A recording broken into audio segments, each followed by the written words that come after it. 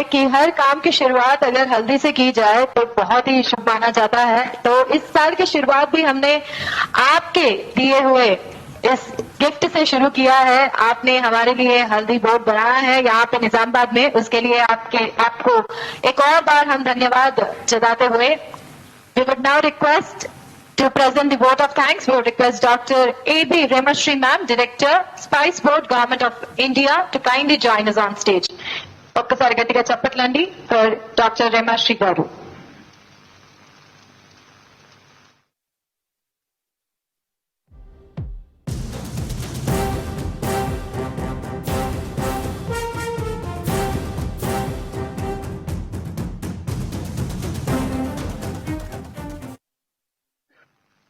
Shri Piyush Goyal ji, Honorable Minister of Commerce and Industry, Government of India.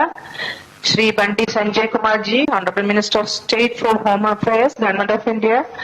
Shri Arvind Dharmapuri ji, Honorable Member of Parliament, Nizamabad. Shri Palle Gangadhar D, Chairperson, National Turmeric Board.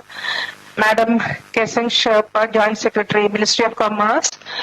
And Madam Hemlada IAS, Secretary Spices Board, Excellencies, dignitaries, guests, stakeholders. Good afternoon to all of you. And today we have two more dignitaries, that is Shri Ragesh Reddy ji, MLA from Armoor, and Shri Dhanapal Suryanarayan ji, MLA from Nizamabad Urban. So good afternoon all of you.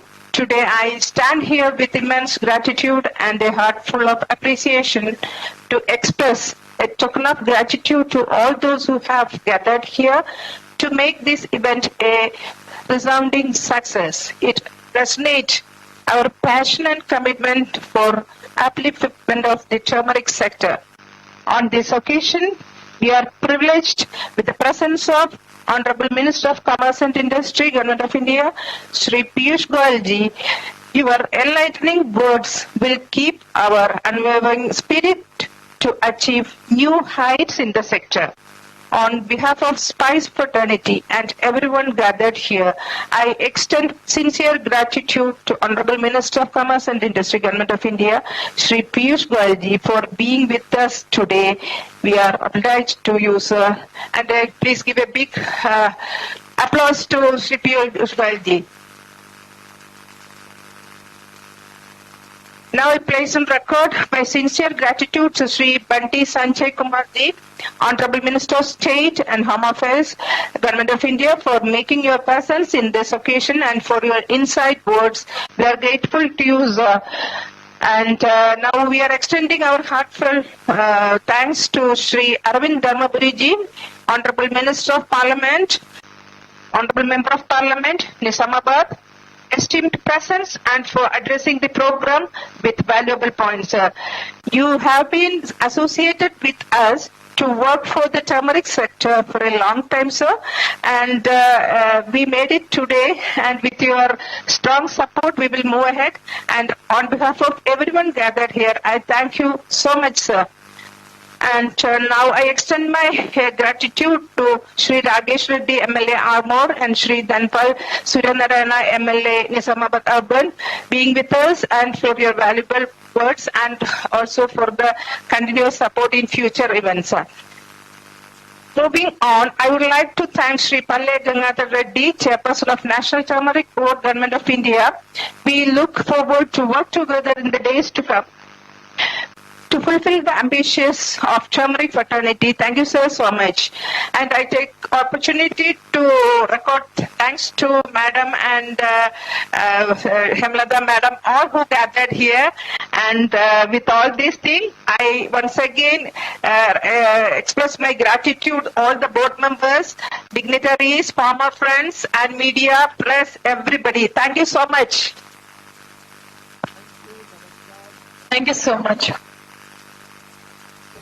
Thank you so much. దయచేసి ఎవరు వెళ్ళకూడదండి, చిన్న request అండి. आज अभी तो spices board के budget में से ही इसमें यूज होगा.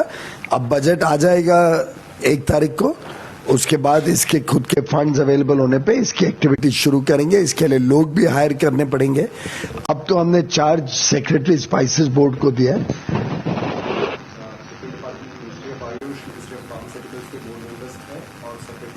अलग अलग मिनिस्ट्रीज जो इन्वॉल्व है, आयुष का इसमें काफी बड़ा रोल है।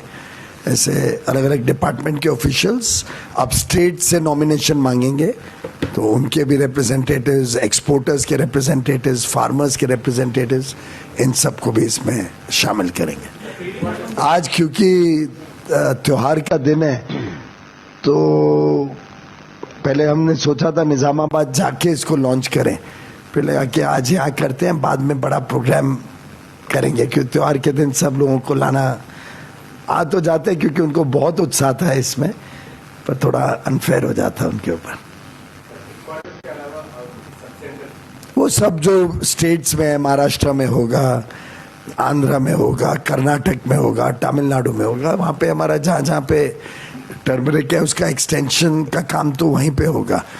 तो अधिकांश जगह तो हमारे स्पाइस बोर्ड का भी ऑफिस है, तो we will not duplicate all the facilities. Specialist अधिकारी रखेंगे जो टर्मरिक के ऊपर एक्सटेंशन की एक्टिविटीज करेंगे। मेरा मानना है कि अगर विश्व की स्थिति देखें, आस्ते आस्ते हल्दी की बहुत डिमांड भी बढ़ रही है, लोगों में जागरूकता आ रही है, और पता नहीं आप लोगों ने मुझे भी देखा होगा हल्दी और शहद खाते हुए कई बार, जब भी अपना गला भूल जाता है। तो इसको हम अभी और रिसर्च एंड डेवलपमेंट करके इसके मेडिसिनल प्रॉपर्टीज को साइंटिफिक रिगर देंगे। तो हमारी उम्मीद है कि इसकी जो प्रोडक्शन आज 10 लाख 11 लाख टन है, कैसे हम 5 साल में इसको डबल करके 20 लाख टन लेके जाए, और उससे किसानों की आमदनी भी बढ़ेगी, प्रोडक्टिविटी भी बढ़ेगी, और आगे चल के देश का निर्यात भी बढ़ेगा। तो एक फोकस्ड एफर्ट, शायद आपको ध्यान होगा पहले कार्डमम के ऊपर ऐसा फोकस एफर्ट किया था, उससे एकदम उछाल आया था उस सेक्टर में। तो अरविंद धर्मपुरी जी जितना उत्साहित और परसिवरेंट मैंने एमपी नहीं देखा। मुझे लगता नहीं है कि कोई 3 दिन से ज्यादा गैप हुआ होगा between his one request to the next. और अगर पार्लियामेंट के दिन चल रहे हैं तो मैं जिधर भी चल रहा हूं, ये सामने खड़े ही हो जाते थे और कुछ बोलते भी नहीं थे। तो इनके मेहनत आज फल लाई है। और प्रधानमंत्री मोदी जी भी टर्मरिक के बारे में कई बार हमें कैबिनेट में अलग से भी बोल चुके हैं, और विशेषकर कोविड के दिनों में तो इसका काफी प्रचार हुआ था और लोगों ने लाभ लिया कोविड का। It's immunity booster also. पर इसको जब तक हम साइंटिफिक रिगर नहीं देंगे, तब तक ये मेडिकल फील्ड में उसका ज्यादा लाभ नहीं ले पाएंगे। एक बार वो हो गया, फिर तो स्काई इज द लिमिट।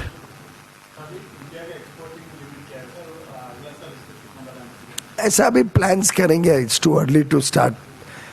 अभी तो शुरू हो रहा है स्पाइस बोर्ड।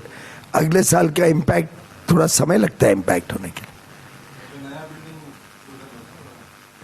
क्या दुर्भाग्य से आप लोग को लगता है कि नई चीज तब तक कंप्लीट नहीं होती है जब तक नई बिल्डिंग नहीं हो।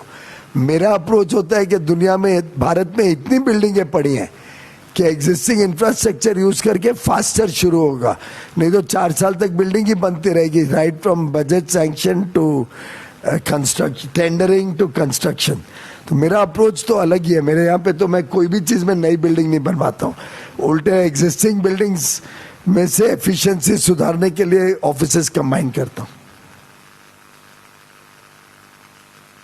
ठीक, थैंक यू। मकर संक्रांति की आप सबको बहुत बहुत शुभेच्छा।